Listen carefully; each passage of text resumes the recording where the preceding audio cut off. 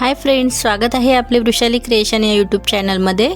आज आपण बनवणार आहोत रव्याचा मऊ जाळीदार लुसलुशीत असा ढोकळा। त्यासाठी साहित्य काय लागणार आहे ते बघूया।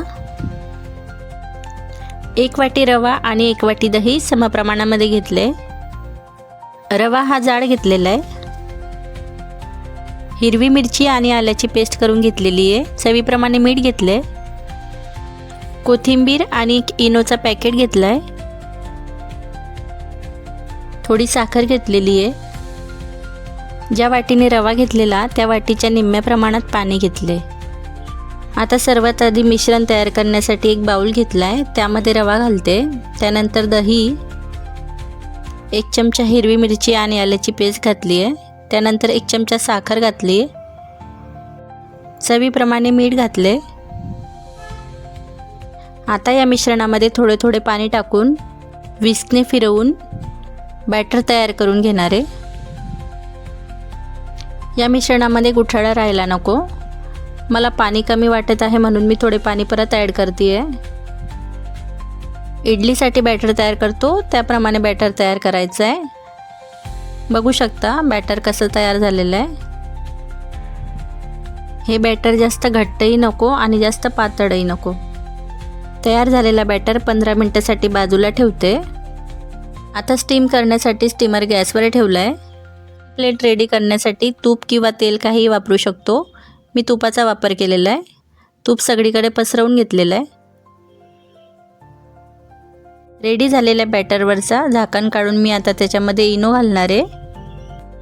1 टीस्पून इनो घालून ॲक्टिव्ह होण्यासाठी त्याच्यावर थोडा पाणी घालते आहे। आता हे मिश्रण एकाच बाजूने पटापट फेटून घेतलं आहे। आता हे मिश्रण मी स्टीमरच्या प्लेटमध्ये ओतून घेणार आहे। मिश्रण टाकल्यानंतर ही प्लेट 1-2 वेळेस टॅप करून घ्यायची आहे। आता स्टीमरच्या भांड्यामध्ये ढोकळ्याची प्लेट ठेवणार आहे। 15 मिनिटे स्टीम करून त्यावरचं झाकण काढून चाकूने चेक करून घेणार आहे। चाकूला चिपकत नाही आहे म्हणजे आपला ढोकळा रेडी आहे। आता गार्निशिंगसाठी त्यावर थोडे लाल तिखट घालणार आहे। थोडे तीळ घालणार आहे। ढोकळ्याची प्लेट बाजूला काढून आता त्याचे काप करून घेणार आहे। आपल्याला हवा तसा आपण शेप देऊ शकतो। Diamond, square. मी स्क्वेअर शेप देणार आहे म्हणून आता उभा कापून घेते।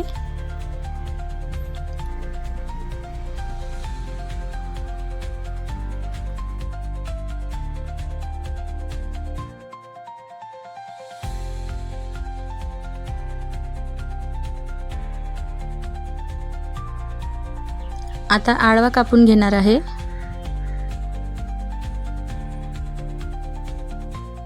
हा ढोकळा आपण हिरव्या चटणीसोबत खाऊ शकतो। हिरव्या चटणीची रेसिपी याच चॅनलवर अपलोड केलेली आहे, ती पण तुम्ही बघू शकता।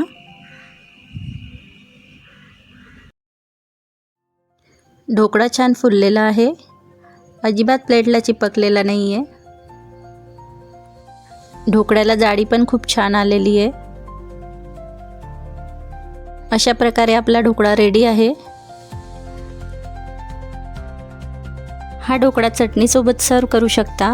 रेसिपी आवडली असेल तर लाईक करा, शेअर करा आणि सबस्क्राईब करा। थँक्यू।